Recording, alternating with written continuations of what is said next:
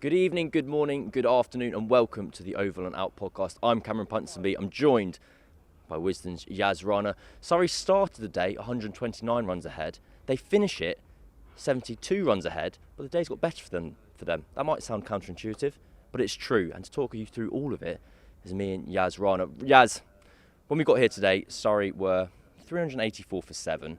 Yorkshire would have been expecting to maybe wrap up the final few wickets, but Surrey got themselves all the way to 512 thanks to Jordan Clark's first half century of the season. We'll start there. We'll start with the batting because it did become a major part of the day. Just how good was it to see Jordan Clark back in fine form with the bat? Well, Surrey bat extremely deep. Jordan Clark very often bats in the top 7, batting at 8. This week, Nathan Smith bats at 8 for New Zealand, but 9 for Surrey. Matt Fisher averages nearly 20 with the bat in first-class cricket. They bat so deep, and we saw that in action today, and just how valuable that is, because if the end of the Surrey first innings wraps up quite quickly this morning, it's not an even game. Surrey is still on top, but it's a very, very different game. Yorkshire started that second inning so far behind, almost dispiritingly far behind in the game, that they had so much work to get back into it, and that was because of the good work that Clark and Smith did up top, and they just batted like proper top order batters, and that's the best compliment I could give them, really. So Surrey's first innings lead ended up being north of 250. Yorkshire finished today 185 for 6. You had contributions from Johnny Bairstow, who finishes unbeaten. You also had contributions from James Wharton. But the story of the kind of Yorkshire innings was this burst of reverse swing bowling from Surrey, where they took 3 wickets for 2 runs.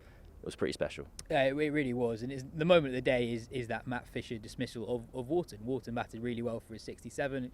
You know, for Surrey fans who might not have seen a lot of him, averages over 40 in first-class cricket, bats at number 3, only 24 years old, batted really well today. And Surrey, for a while, were bowling really well, but hadn't created many opportunities for a bit. That partnership between Bairstow and Wharton was changing the complexion of the game a little bit, and Surrey sort of from nowhere got the ball to really start swinging, and that ball to get rid of Wharton was an absolute beauty. Hooked in miles, takes his off stump, and then a couple of overs later, Tom Laws takes 2 wickets in 2 balls. Suddenly, Surrey have got Yorkshire from 167 for 3 to 169 for 6. Completely different game. Well, I've got a suspicion about where the ball started reverse swinging from. I'm always a bit hesitant to talk about, it started reversing it, because realistically, often I think from the audience, those viewing, sometimes we don't know what we're talking about. We kind of need the players to confirm afterwards, it started reversing and this was why. Surrey went round the wicket to Johnny Bairstow, bowled him a few short balls, and he hooked 2 sixes to the short leg side boundary. Now, sometimes that means it hits an advertising boarding, it gets a scuff on the ball, and very soon afterwards is when the ball started to dramatically swing. And I always enjoy the idea of batters almost hurting themselves by hitting a 6, because it feels like it shouldn't be the case. But we need to get to the questions. We've done the moment of the day, player of the day. I really hope you say Johnny Bairstow, but you can also say other people. Johnny Bairstow was my player of the day. And also actually the moment that gave me joy was watching Bairstow hit those 2 sixes off 2 balls. He's an England legend. He's played 100 Test matches, star of an England World Cup win, and seeing him in the County Championship has been a delight this season. And Yorkshire were going at 2s pretty much for the majority of their second innings, and they were blunting Surrey quite well, but they weren't really changing the task at hand. If they continued at that run rate, they basically would need to bat for 4, even 5 sessions to save the game. Bairstow comes out and bats at a pace that changes the feeling of the day. Surrey have to then react to that, push fielders back, and then suddenly singles are available. And what was really striking is you look at the strike rate for Bairstow, it's basically 100, right?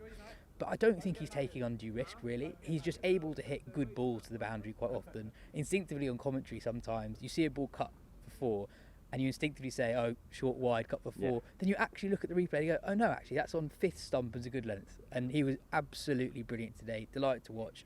And we'll talk about the record-breaking crowd in a bit, but what a delight for Surrey fans and Yorkshire fans who got to see Johnny Bairstow in the flesh today. And that record crowd. So we officially today got the news that this has been the highest attendance for a county championship match ever in the 21st century. I didn't know that was the caveated stat. I always thought it was a much better statistic than it is, but it's still good. It's been 25 years. It's been a long time. It's been a long time. And it breaks Surrey's own record of last year, where it was Surrey versus Essex. I mean, on Friday, there was over 6,000 people in. We work here a lot. And on days where it's kind of quiet, whether it's a Monday, it's a dead game, it can feel empty.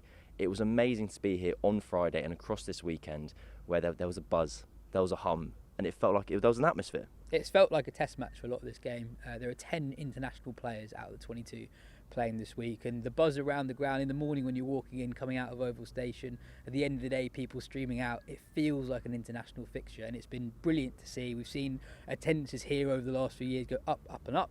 That's in part obviously the success of the Surrey team, but I think people are realising just how good a day out it is.